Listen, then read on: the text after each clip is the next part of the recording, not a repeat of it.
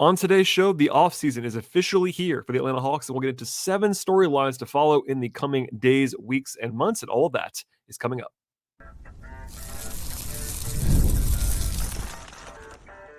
You are Locked On Hawks, your daily Atlanta Hawks podcast, part of the Locked On Podcast Network.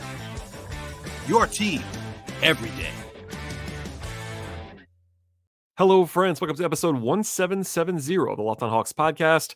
I am your host, Brad Rowland, coming to you on a Monday afternoon here in late July. And today's podcast is brought to you by the folks at FanDuel Sportsbook. And this summer, they're hooking us all up. Yes, every customer with a boost or bonus daily, something for everyone, every day, all summer long. And the place to go is FanDuel.com to get started. I also want to encourage you at the top of the podcast, as I always would, to make us your first listen each and every day. Please check us out and subscribe to this podcast anywhere you might find podcasts. That includes Apple and Spotify on the audio side, as well as Overcast. And then we're also on YouTube. So if you're watching the show on that platform, go ahead and like this episode. And then also please subscribe and enable notifications, all that fun stuff. If you are watching there, you will also see that I am traveling right now. So I am kind of out of pocket. Apologies for the video quality questions and all that stuff. Hopefully the show is at least listenable. It is an audio medium for the most part. But I will do my best to get you some shows this week from the road, and we'll have sort of the return to my normal setup later on in a few days. But basically, it's been pretty interesting around the Hawks right now, and at least for a while. There's this cycle in the NBA world where a team is eliminated from the playoffs, and then there is this run between that point forward to the draft, to free agency, to summer league, etc. This time around, the Hawks winning the lottery made things even more interesting than they normally would have been, because that kind of turned the attention to Atlanta in a way that does not always happen in between a play-in exit and the draft. But then there's the whole league kind of has this like 4-week period between the draft and the end of summer league where there's not a shortage of things to talk about, obviously. But that run is now over. In fact, the last summer league game is later tonight as I'm recording this podcast. The championship game is in Las Vegas on this Monday, but most of the league now is firmly into summer mode. I know it's been summer for a while, but there's kind of a difference there between summer mode and summer mode. And basically, this is when the entire league kind of goes on vacation for the most part. Now, there are still some things that will get done. There are some teams in the league that are eyeing deadlines, like real big ones, in particular, like Utah with Lauri Markkanen, et cetera, where like there could be trade wins in the next couple of weeks. But a lot of teams go quiet right now for a while. I'm not saying the Hawks are going to do that, but certainly we are in the deep part of the offseason now where there's no built-in transaction cycle between now and the start of training camp in about 2 months. So I say all that to say today's podcast is going to be focusing on basically the remaining summer storylines. And I have 7 of them to kind of highlight in quick fashion. It won't be a super long episode. I am planning to do some more mailbag content later on this week. Hopefully I'll have the setup to enable a guest to come on the podcast, but if not, we'll have guests when I get back home. But we don't go away on this podcast. I've been saying that recently, but if you're a new listener or a recent listener, a lot of shows kind of go quiet in the summer period. I do not. I'll be doing content each and every week, multiple times between now and camp. And then once camp arrives again, we're ramping it back up and all that fun stuff. But anyway, I kind of just picked 7 of these storylines. It's not the entire list. Like there are things that could happen that are not on this list, but there are also some stuff that kind of has to happen, et cetera. So without any further delay, we'll kind of dive in now to these. These are not in order, by the way. Keep that in mind too. Not of importance or anything like that. So the first thing is kind of the chronological question, and that is that the Hawks still have this roster crunch. So that's number 1, is the roster crunch overall. And through that lens, there's Bruno Fernando and that decision that'll be happening in the coming days. So if you are not familiar with this, the Hawks have too many players right now on their roster. Now, they're allowed to at the moment. You could have as many as 20 in the offseason. But once camp actually arrives and the season begins, you have to get down to 15 on the roster plus 3 two-ways. So you can have as many as 18 guys under contract. But right now, the Hawks have too many. They have 16 players on full contracts and then 2 two-ways. And that's 18, but that's not the way that actually can work. So broadly speaking, they cannot go into the season with their current roster. Keep that in mind. Now, the natural pivot point is potentially Bruno Fernando. So Bruno has already pushed back his guarantee date twice. Yes, twice. That doesn't usually happen, I will say, but the Hawks want to keep him, it seems like, but they also know that if things don't break a certain way, they may not be able to keep him. And that's why this is going to be happening in about a week and a half now, I guess. August 1st is the new deadline for Bruno's contract. If you don't know what's going on there, basically, if he's still on the team past August 1st and there's not another deadline extension, he will be guaranteed for the coming season, which is not a huge salary. It's like $2.7 million. But given the fact that the Hawks are up against the tax and also up against a roster crunch with too many guys, it's a area to circle. My thinking is, and I'm not saying this is definitely going to happen, I think if the Hawks don't make a transaction somewhere else between now and August 1st, and they don't push the deadline back again, they might have to cut Bruno. And they don't want to, clearly, but they might have to just because they have too many centers. We'll come back to in a second. That's another one of the topics. And then just the money stuff. Like, I'm not going to go through the entire salary cap right now, but at the moment, the Hawks are projected to be under the tax line, but only with cutting Bruno or Garrison Matthews because they have 16 guys on their roster. Now, with 15, it doesn't matter who it is. If they cut either one of them and get to 15, they'll be under the tax, but not by a lot. So that's something that I think everyone in the league assumes, including me, that the Hawks are not going to be paying the tax this coming season. So that's an area to circle. But just in general, a roster crunch. It is very, very obviously a situation where the Hawks have some more work to do. It might be as simple as cutting Bruno and rolling with that. I've gotten questions about this before. Like, could the Hawks go into the season with this current roster? The answer is no, but they could not make any more big moves. They could just cut Bruno and just roll with that. That wouldn't be sexy. I understand that, but they certainly could do that. And we'll keep an eye on that, of course. And one of these is going to come up again later on, but the center spot is the real roster crunch as far as like the depth chart is concerned. I've not like gone through the depth chart in detail on the podcast. I probably will at some point, just kind of going through like what the Hawks actually have, what they might need in the future. But the one spot where they are kind of overflowing right now is at center.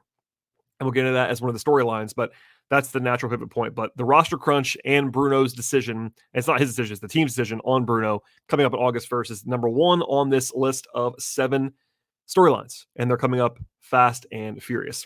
Number 2 on the list is that the Olympics are coming very quickly. Not a ton to talk about on this right now, but the Hawks have 2 players that are going to be participating in the Olympics. Dyson Daniels for Australia, the newest addition to the Hawks roster, basically.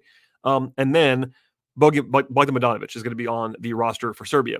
So I'll be doing a little bit of coverage of that. I'm not going to go like game for game with those guys, but we are less than a week away from that. Daniels has actually been really impressive with Australia in their run-up exhibition games, especially on defense. He made a big shot over the weekend. Like, he's been impressive. That's good to see. I've always been a fan of Dyson Daniels. I think I'm quite high on his game, but that's one to circle. If you are starting for basketball, I'll be watching no matter what happens. I just like basketball. But if you're starting for Hawks basketball, there's plenty to get into in the next couple of weeks, basically, with Bogey and Daniels playing. And just circle, especially with Daniels as a new guy on the Hawks roster. I know some fans have seen clips and all that stuff and watched him on the Pelicans, but it's a different level when he is your guy, basically. And that's one of the storylines to follow. And of course, Team USA. Of course, the Hawks don't have the guy on Team USA. So I've seen people, Hawks fans, rooting against them because they don't have Trae Young, et cetera, from previous years. I get that. But that's interesting basketball to me. A bunch of great players on that team as well, plus all the international guys, and great high-level basketball to be watched in the coming days. All right, that's 2 out of the 7. We have 5 more to go on this podcast. But first, a word from our sponsors on today's podcast. Today's show is brought to you by eBay Motors and Passion Drive and Patience. The formula for winning championships is also what keeps your ride or die alive. eBay Motors has everything you need to maintain your vehicle and also level it up because they really have everything you need to maintain your vehicle and, again, level it up to peak performance. They have roof racks. They have superchargers. They have exhaust kits. They have LED headlights. Anything you can think of. I'm going to tell you right now, it's going to be there at eBay Motors. Whether you're into speed, power, or style, they have you covered across the board at eBay Motors and over 122 million parts. Yes, 122 million parts are available for your number one ride or die, and you will always find what you're looking for exactly with eBay Motors. And with eBay Guaranteed Fit, your parts guaranteed to fit your ride the first time, every time, or your money back. Because with eBay Motors, you are burning rubber, but you are not burning any cash. With all the parts that you need at the price that you're looking for, it's easy to turn that car that you have into the MVP that you want and bring home that win that you are seeking. Keep your ride or die alive right now at ebaymotors.com. One more time, the place to go is ebaymotors.com. eBay Guaranteed Fit is only available to U.S. customers. Eligible items only. Exclusions apply. All right, so I teased this already, but the third storyline to follow for this Hawks team in the next couple of weeks, months, days, etc., is the center position. So this is not new. If you've been listening to the show all summer, it's already was a question mark coming into the summer.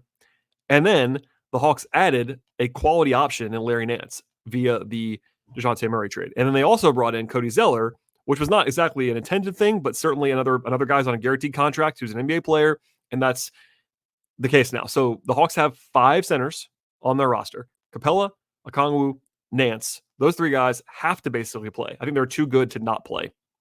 And then you have Zeller, who's not great, but is on a guaranteed contract. Then you have Bruno Fernando on the non-guarantee. I don't know what they're going to do here. There's been reporting that Capella has been available all summer long. I could certainly vouch for that. The Hawks are taking calls on Clint. They, to this point, have not just wanted to give him away. They could at some point in the near future, but that has not happened yet. They're still asking for something in return for Clint. And there are not that many teams that can kind of take his salary in. The Knicks, for instance, have been rumored about him. We'll probably get into that at some point in time, but they don't have a natural salary matching partner for Clint. Larry Nance is easier to trade because he's making less money. He could fit in the mid-level exception. He hasn't been here already. He is pretty versatile. I like Larry Nance. I think he's a quality rotation level player in the NBA. So the Hawks currently have like 3 starting level centers. You know, Nance probably the third of the 3, but he can play a little bit of 4 as well. It's not a situation where it's like untenable, but they do have a lot of money, resource invested in the center position, and just legitimately the bodies. You probably don't want to have 5 centers on your team. And again, that's why I said before about Bruno. If nothing else happens, they probably will have to cut Bruno just out of logistics and money and roster position. If they could cut Zeller and keep Bruno, they would, I think, but Zeller costs $3.5 million and it's guaranteed. So we don't know what's going to happen there, but certainly the center spot is nothing new to talk about. But at the same time, it is the very obvious area where if the Hawks make a substantial transaction between now and the season, it's likely, or maybe the most likely, to be from center. It doesn't mean it's definitely going to happen that way, but they can still trade Capella or Nance pretty easily. I'd be kind of surprised by the Okongwu deal now. I thought that was at least possible going back to early July, but now that it's settled down, I think that would not shock anyone, nor should it, if they were to trade Capella or if they were to trade Nance, if they had to move on from Zeller in some transaction or to cut Bruno, trade Bruno, etc. So a lot of stuff on the board there, but center's got to be fixed at some point in the near future, and that's the third storyline on the board. The fourth one is DeAndre Hunter. So he was the one that I was hesitating to even include because there isn't anything new here. But if you've missed anything in the past, Hunter is a guy that doesn't necessarily fit perfectly in the Hawks' long-term plans at this point. But he also has a guaranteed contract for 3 more seasons at starter money, basically is what I would say. It's $20+ million a season. To this point, the league views DeAndre Hunter's contract as a negative. He's not seen as this like massive albatross contract. It's not like Ben Simmons, who hasn't played and makes $40 million. He makes 20-something million. He can play, but it's an overpay, and everyone believes that to be the case, plus the injury stuff that he's had in the past. And right now, I'm not sure he's going to start this coming season. Now, he still might. That's stuff that we'll save for training camp for the most part about, who's going to start at the 3. We know Jalen's going to start for the Hawks at the power forward spot. I'm pretty confident about that. But you now have Ricochet as the number 1 overall pick. There's politics involved there. There's all kinds of stuff there. He's also a really interesting player. Hunter's making a lot of money, but does he have to be a starter? I don't know. In the past, he's kind of just been gifted starter minutes, always dating back to his rookie season, basically. And he's a rotation level player. The hate has gone too far in some circles on DeAndre Hunter. Like, he's still a useful basketball player, but is he one of your best 5? Is he one of your best 6? I don't know. So we'll see on that front. And look, if the Hawks could trade DeAndre Hunter for a package that made sense, they would, in my opinion. But those offers are not there. We've not seen that in the market anywhere. I've been trying. I've talked to people online, offline about this, trying to find a good landing spot for DeAndre Hunter. Some of the ones that I thought were popular in previous iterations, like Detroit liked him, they changed front offices, for example. Indiana liked him, they got Pascal Siakam. Like, some of the spots that could have made sense dried up for DeAndre. And again, it's a lot of money for a lot of years. So I'm not sure what the takeaway is. It's more that it's something to keep an eye on. And it's more about, it's not necessarily about the trade stuff right now, because they could still trade him, but it's also like, what's the next step? If the Hawks, and a lot of this we won't learn until training camp, but if they elect to keep him, if they just kind of resign to themselves that they have to keep DeAndre for at least another year because of contract stuff, do you keep starting him to try to maintain his value? Do you bring him off the bench and kind of go to him and say, look, DeAndre, you played well off the bench last year, which is true when he was coming back from injury.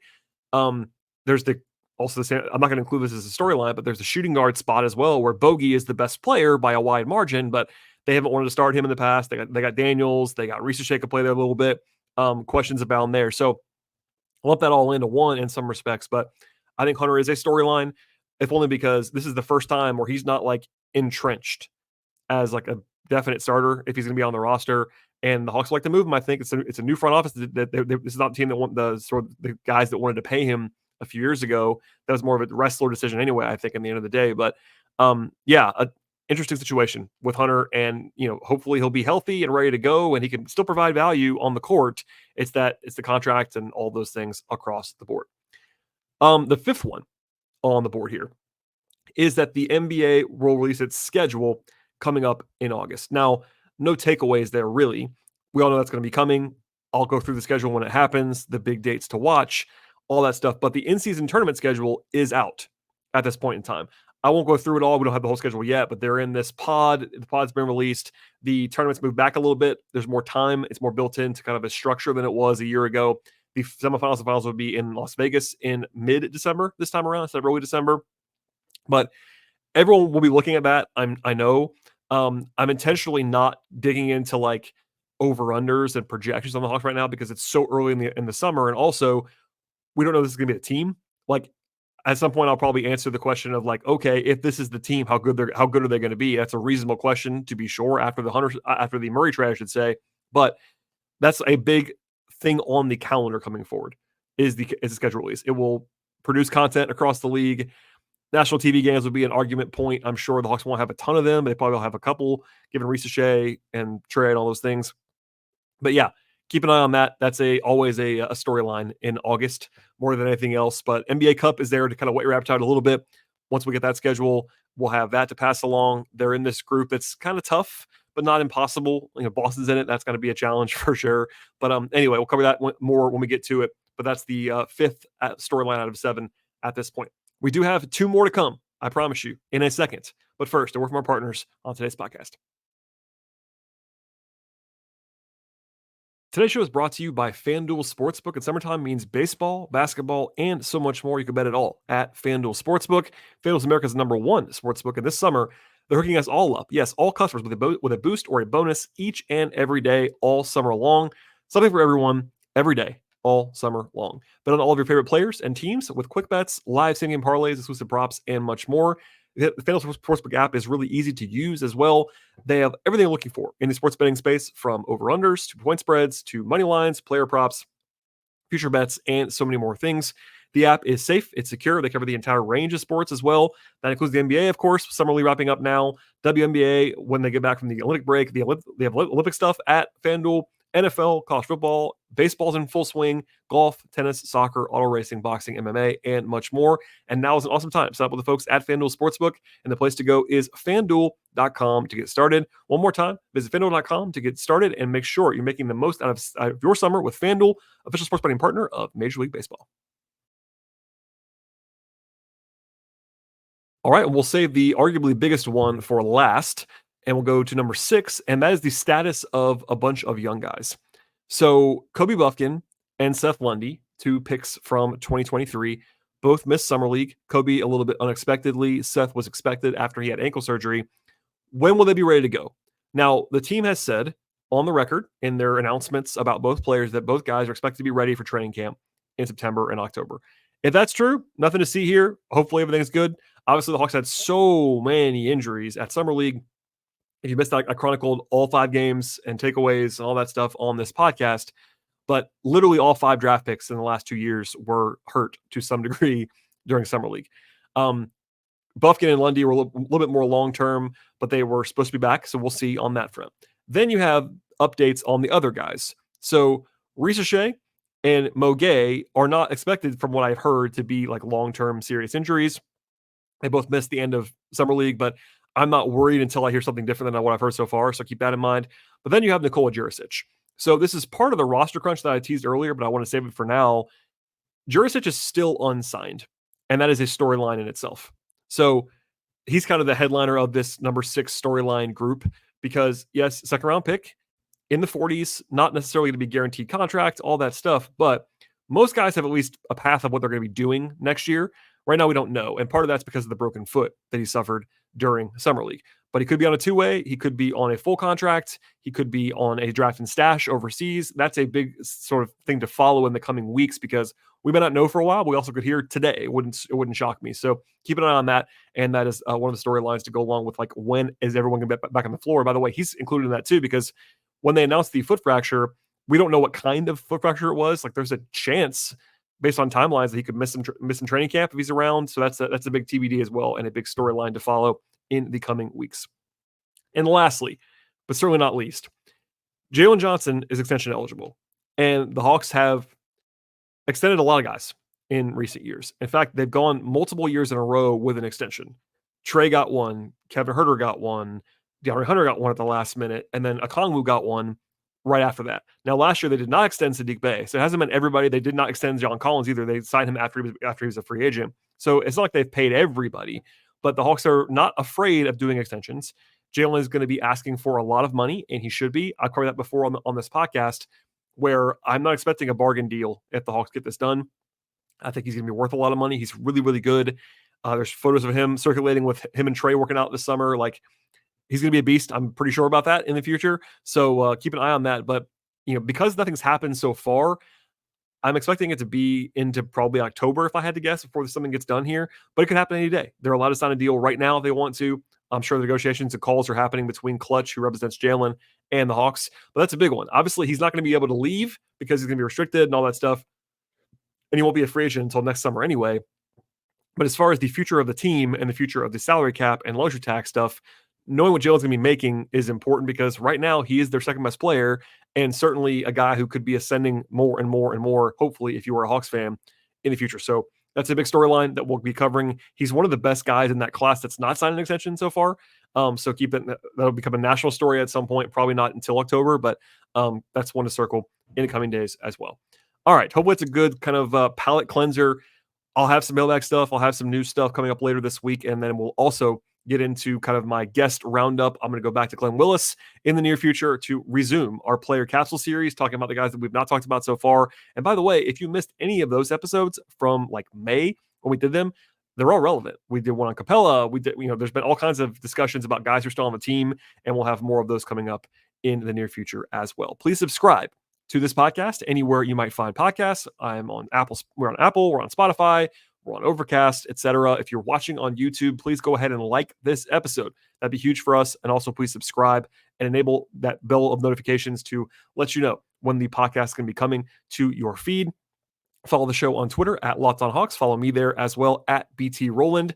Thanks for your patience with my setup this week as I'm traveling, but hopefully that'll be remedied in the near future. I'll do my best to get you some content. And thanks for listening, everybody. Stay tuned, and we'll see you all next time.